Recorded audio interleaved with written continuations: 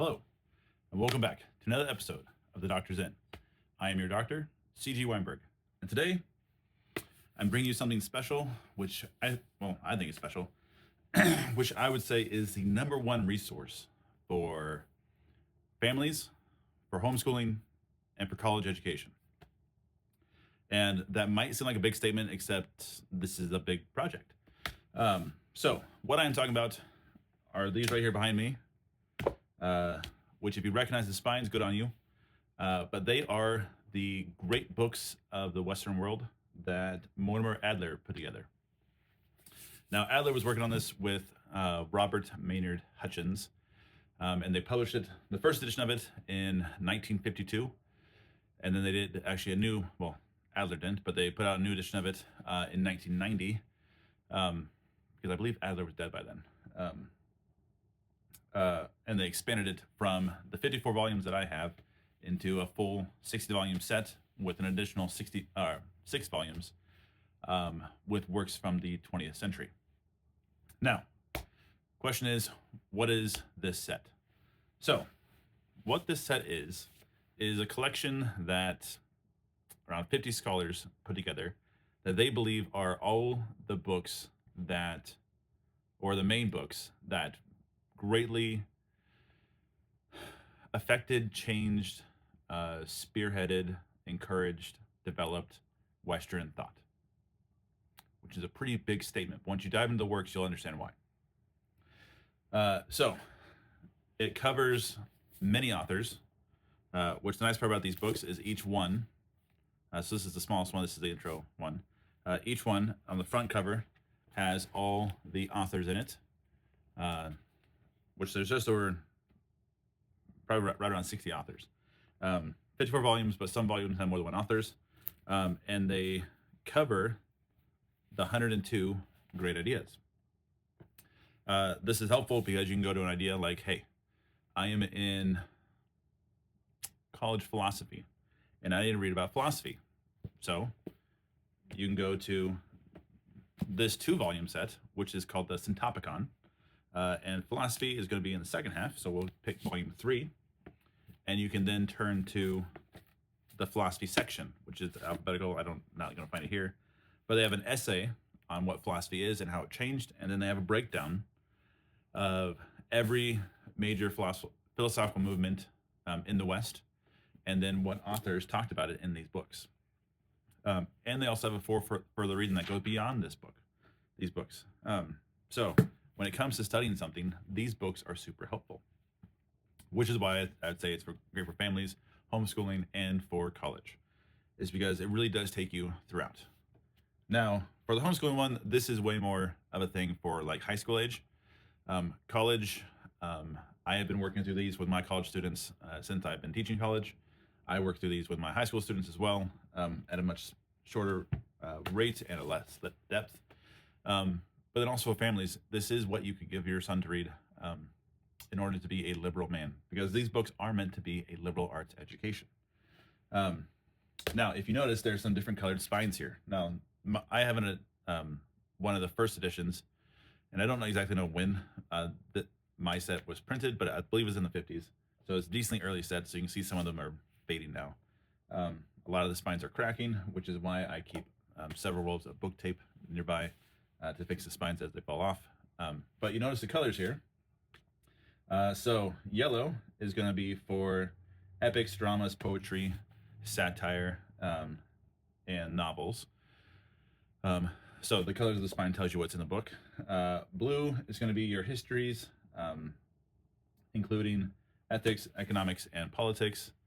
Green is going to be your mathematics and natural sciences.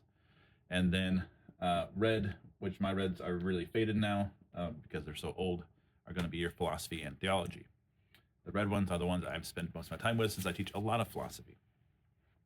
So it's helpful to be able to give your kids these books and allow them to start chewing through them.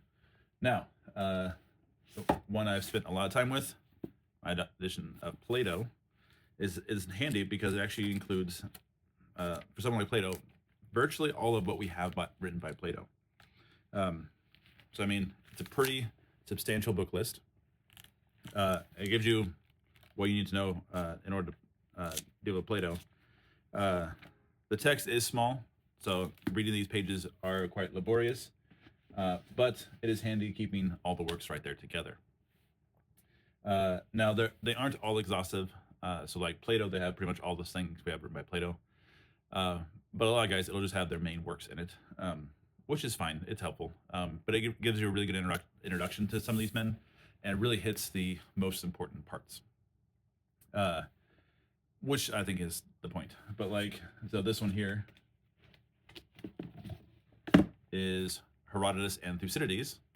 Well, it has the histories of Herodotus and the Peloponnesian Wars by Thucydides, the two books that we have by these men. And it has them together because of the first two histories that we really have. Herodotus is kind of the fake fun history book, although he continues to be proven more and more correct, while Thucydides is way more of the scientific history book that we prefer in the Western world. So, can someone outside the West read these? Absolutely, they're all great books. But they are going to give you the history of the West. So it is meant for a Western liberal arts education, the education that is meant for a free man. And it goes from the beginning. So Plato, Socrates, right around 530 BC. Herodotus would have been right before that. And if you get the new edition, it goes all the way up to the 20th century. So like there'll be books in there by Bertrand Russell. Freud is just the last volume in this one, so it's still in there. He's not quite 20th century. John Dewey's in there for Good or Ill. But it's going to be guys that have large impact. In the new edition, you have Calvin's Institutes in here. My edition does not have that. I have Calvin's Institutes as well. Can I teach you that? You got Augustine. You got Newton. You got Aristotle. No doubt. If you have Plato, you got to have Aristotle. You're going to have Moby Dick. I think the new edition does have Mark Twain in it. So yeah, I mean, it does have a very wide, broad coverage of the Western world. And it's what Mortimer Adler thought every Western person should know. Now, during Adler's lifetime, he had a contemporary by the name of Harold Bloom, and Bloom had his own Western canon. But if you ever look at Bloom's work and his list of great books, it's only like 10 times larger than Adler's, which I find is 10 times less helpful.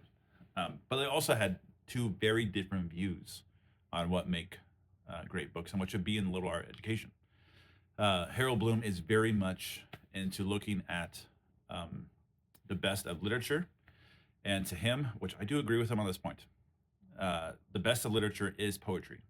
I do agree that poetry is mastery of literature and language. I don't fault Bloom with that thought, but his list is so bloated with poetry from every single country that it's actually unwieldy and is large enough that no one could really get through it in a lifetime. Now, Mortimer Adler thought that this was actually a pretty substantial list as well. I mean, it's a decent 10-foot shelf, not a 5-foot shelf like the Harvard list. But Adler had way more of a focus on philosophy. So he wanted to look at the development of thought, which he actually gets into in this book. So the Great Conversation is, I believe, a term that Adler kind of made.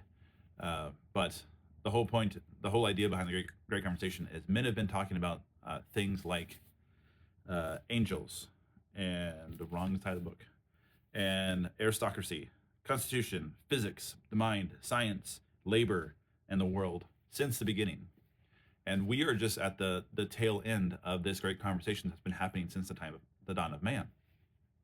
And so we must know the river of the conversation before we can know where the river is going, which was Adler's whole point, is knowing your history in order to know where the history is going. So this is very much a history of thought.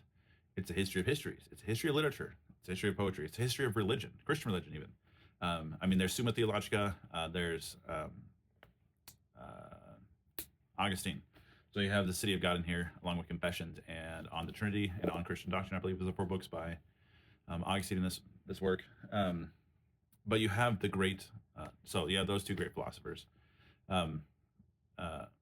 Theologians. Those are 2 great theologians, Augustine and Thomas Aquinas. But you also have all the men talking and referring to them, because those 2 guys did actually influence the world. So looking at what does a Western man actually need to know, that is the whole point here. So hopefully my small snippet here has encouraged you to go get a set yourself. Now, you can obviously not buy these new anymore, this set new anymore, but you can find them used, which I greatly encourage you to do that, to find this set used. Mine ran me for like $250, and it is definitely worth that investment. You can still buy the new edition from 1990 new. Last time I looked, though, they were at like $1,100 to $1,300 for the whole set, if you're buying them from Encyclopedia Britannica. But you can always find used sets as well, so they are a decent chunk of change. If you're buying a new set, another way to get it that I would greatly encourage you to do, or at least look into, is to use Logos Bible software. So if you can find an old edition of Logos Bible software that you can just buy straight outright instead of the subscription, you can then buy these whole books, this whole set. I want to say it's for $500. And it'll be the new edition, but the really nice part about it is it's completely linked. So you go and are looking through the Syntopicon, and you're looking through all the footnotes and references. It's really nice to be able to click and go instantly to the passage it's referring to. Saves you a whole lot of time for studying. So if you're getting this for college, I highly recommend the Logos Bible software one. And I believe they have a student discount as well, if you can get that through your college. But that will save you massively on time. It does save you some money. And the usefulness is just awesome. I really like reading it on my iPad to be able to highlight the notes, and then I would go through on my computer and collate the notes and make them all fit together nicely there and write questions there for discussion. So that is how I would handle these books. I would definitely get a set for your family, because it will be worthwhile to you. Massively helpful in school to be able to go and find quotations and figure out what other people think about ideas, or just to read through them. It's handy to have them all there, even though the type is small. It is really nice. I will include links to the Logos Bible software below if you're interested in that. I will also include links to the Wikipedia page about these books, so you can see what's in it, because that is helpful. I will include a link to Harold Bloom's book here, just to have a counterpoint along with his list of great books. So you'll see what I mean by his being 10 times bigger. It's like really long just to scroll through the titles. But that is what I have for you today. Get these books for your family, for homeschooling, for college. If you like this, give me a like. If you have recommendations or want to leave a comment for me, do so below. If you feel like this would encourage someone, or you have someone in your life that is doing homeschooling or going to college and this would be a good thing for them, share this with them. And if you want to know when my next video comes out, please subscribe. And with that, that's all I got for you, and the doctor is out.